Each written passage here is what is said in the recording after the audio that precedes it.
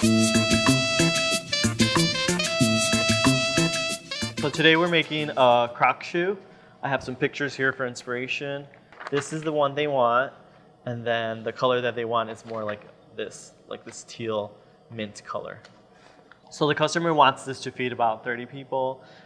So this is a quarter sheet. I'm going to start with the quarter sheet cake. As you can see, it's rectangle. I put it on a round board. This is the board I chose as my presentation board. So I'm going to start step by step. So right now I'm just trying to give it that the shoe shape, so it's almost like a oval, and then from there I'll start carving more and more.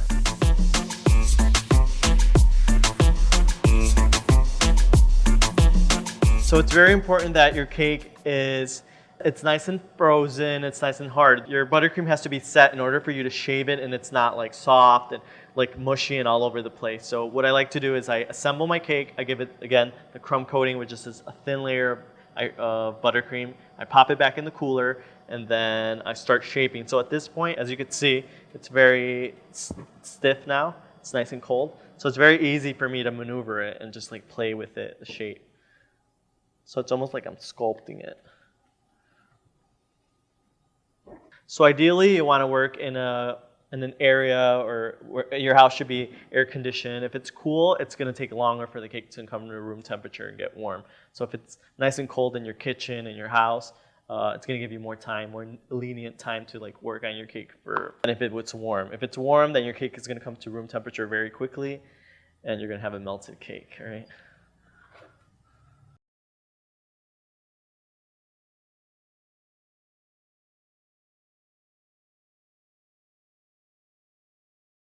I like to use a serrated knife, so when it's serrated like this, you could use the chef knife, but I like the serrated knife because it just cuts through the bread much more easier. But you can use any kind of knives. You can use a paring knife for the little details. Sometimes I like using smaller knives just to get the little curves, but as for the first rough draft, I like to use this bigger one because it's going to help me get those big chunks quicker.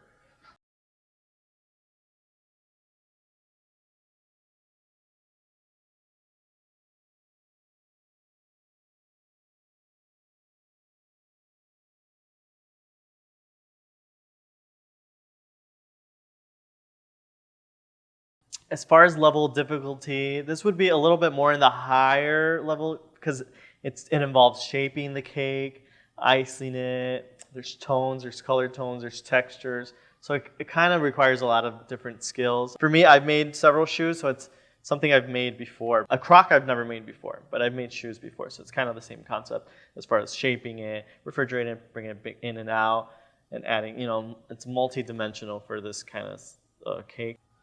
Yeah, I definitely don't want to thin it out too much. So I want it thick. So now I have my little kind of like an oval shape here and then indentation inside here. I think this is going to be the front of my shoe. So I'm just going to go slightly down slope-wise. So just very gentle slope because Croc shoes are kind of bulky. So we don't want to take that shape away.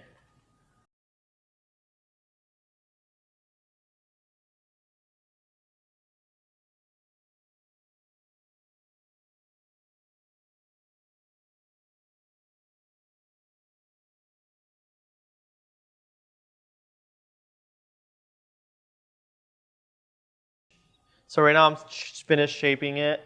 I'm gonna just finish giving it the last crumb coat and then popping it in the cooler, and then I'll show you guys how to finish it up. Hey guys, so I'm finishing up here on the crumb coat for our Croc cake. And I think it looks right about it. I'm gonna pop this in the cooler and then we'll take it out and then shape some more and just see what else we could do to it. So now that our cake is chilled, the first layer underneath the Croc is this black. So we're gonna do like this black inside the Croc. Just gonna be our base for us to wrap it in the teal mint color we have here. So this is a color. It has a little bit of blue, a little bit of green. I just kind of played with the colors. I'll show you guys how to do that later. And this is the color kind of like that I want to do. Maybe add a little sheen at the end. I'll show you guys how to do that. So we'll start with the first layer. It's going to be the black. We're going to first wrap the cake with black fondant, as you can see on the picture.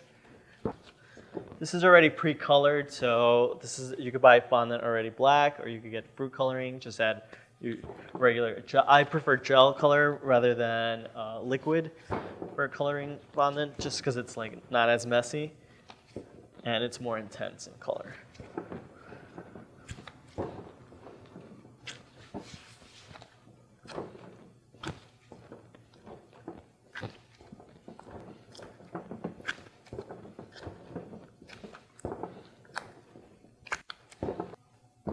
Cornstarch.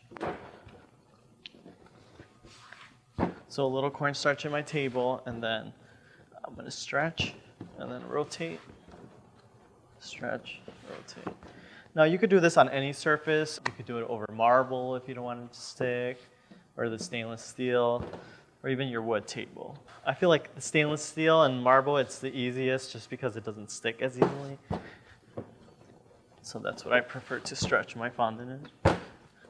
So now I'm going to cover it with black fondant.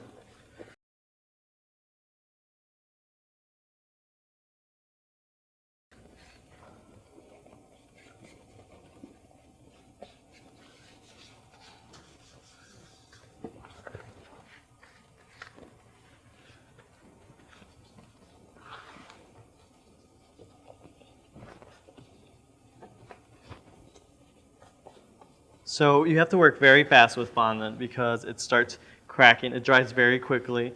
So you almost have to stretch it and smooth it super fast in order to have like a smooth look like this. So right now I'm just gonna cut the edges. All the excess fondant, I'm gonna cut it off.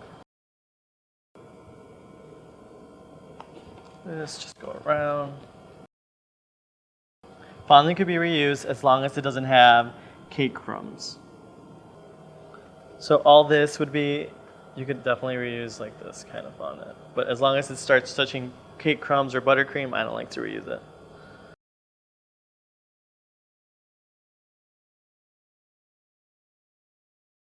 So I decided to outline the cake where I want the mint colored fondant to go. So what I'm gonna do is I'm gonna airbrush it really quick, lay it over, and then I'm only trying to airbrush the parts where I want it to stick. The rest of the parts I'm not gonna airbrush, just so I could peel it over and get that shoe croc shape. And then the silhouette would just stay black.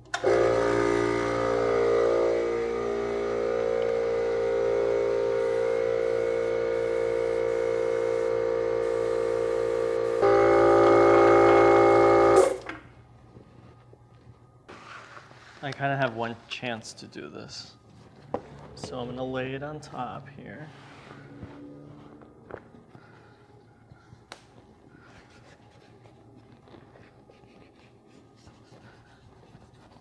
Just working really quickly.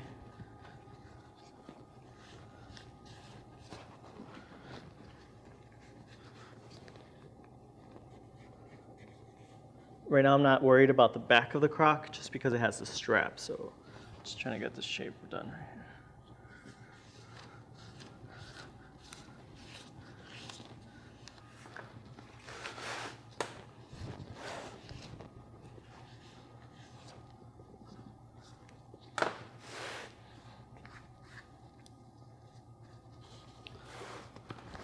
So again, I'm going to mark it.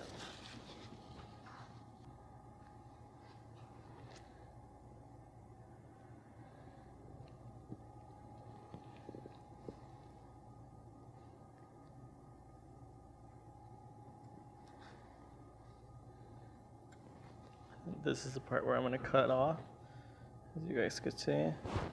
So I'm just going to exact all this excess and then start adding all the little details to it. So I'll cut like this.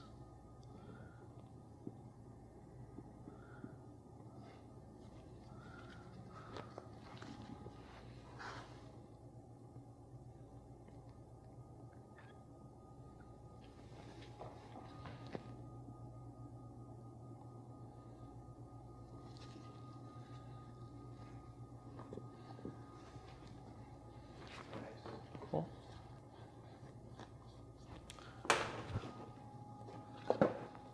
Just with the smoother, I like to come in a little bit.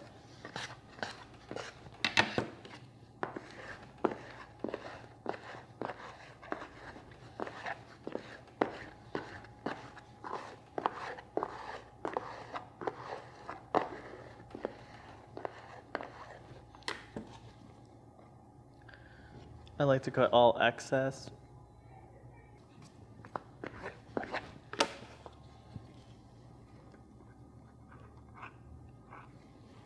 Cool. And now for the next step, I'm going to work on the little strap, the back strap, and all the little details, and then as well as poke out the little holes for this one. So it looks like it has, you know, maybe 8 or 10 little holes here. So I'll look for just the perfect size. And all the excess fondant, I try to knead it together just because we're gonna need it for the rest of the little details.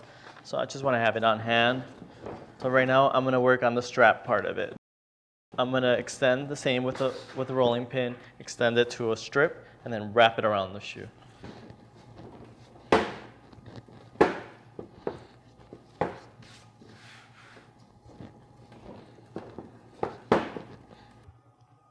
So for the next step, I'm gonna make the strap that goes around the cake. So that's this one right here.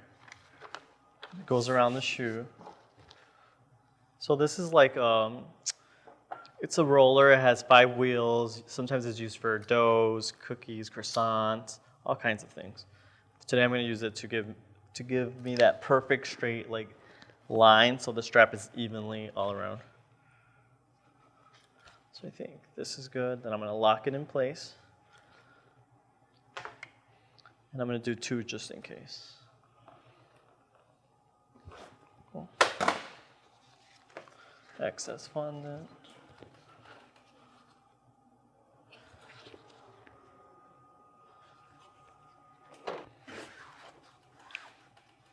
So the same for this, I'm gonna wet just the part that I want. So I'm gonna airbrush where the strap goes, which is, so it goes from the bottom here, so from the middle, and it goes all up like this. So before I do that, I can measure it just to make sure it looks good. Looks good. Cool.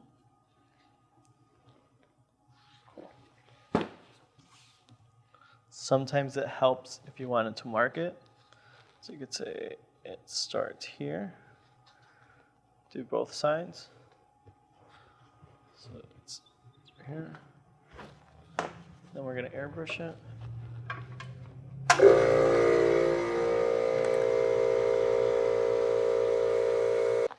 Now the Crocs have this kind of a detail which is kind of like an indentation, and I'm gonna use this modeling tool to create that kind of indentation in the, well, it has to look as perfect as possible. You also have to work fast because fondant starts to crack and then the edges will be not so clean. So we have to be fast and precise. The hardest thing is this little curve, and then from there it's just kind of going straight as possible.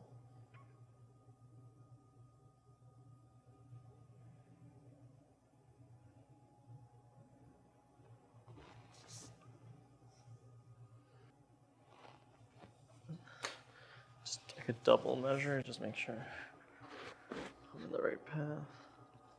So it starts here.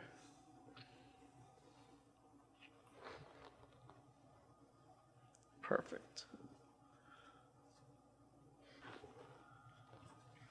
Now here, I'm just gonna make it round like the other side, just continue.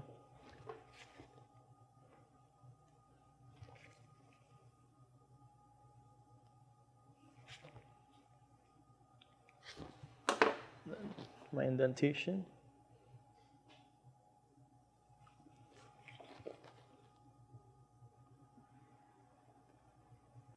So both sides look the same. This one looks more indented, so I'm just gonna do the same thing over here too, just so it looks even. And at the same time, I'm gonna do all the little details, so all the straps that are missing.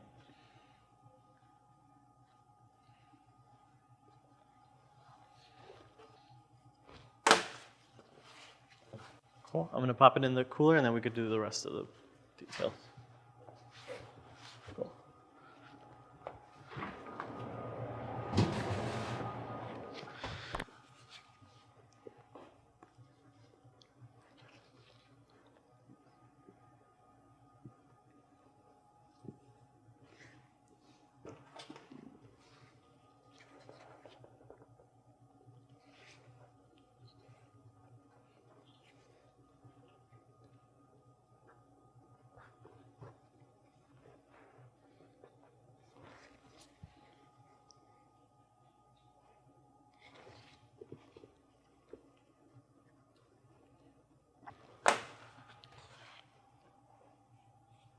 So I'm gonna do the same thing to the side of it.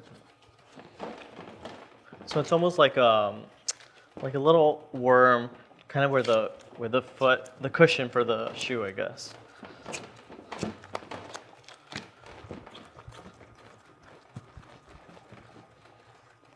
So when you do little details, you're usually working piece by piece. So we like to keep the bigger, larger piece wrapped because it dries fairly quickly. So for here, I'm doing like a little worm. You got to work really quick too, because like again, fondant dries, so you got to be really quick. So this kind of worm, a good trick that I have to make it kind of even is I use my smoother, and then I go through it like that, and it's gonna give me that even, like an even worm all around instead of like bumpy and not even. So this is a good trick I have.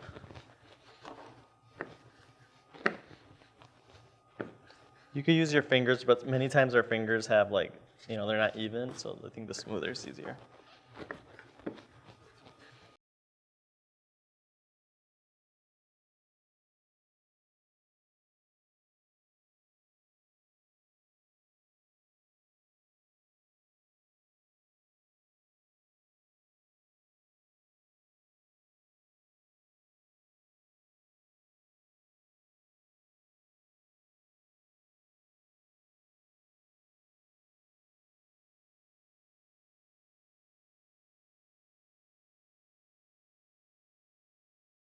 So right now I'm just trying to carry over the sole of the shoe, so I'm just working with all the little details that the Croc shoe has. I think thicker.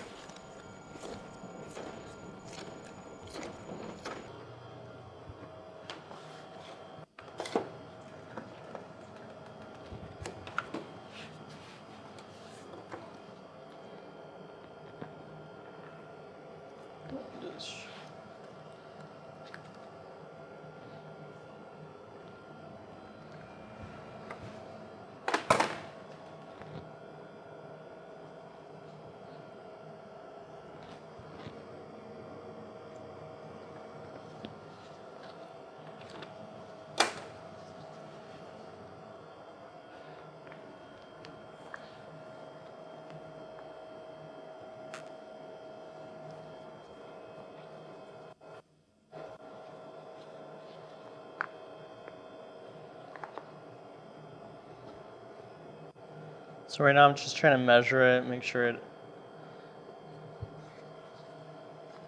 looks right.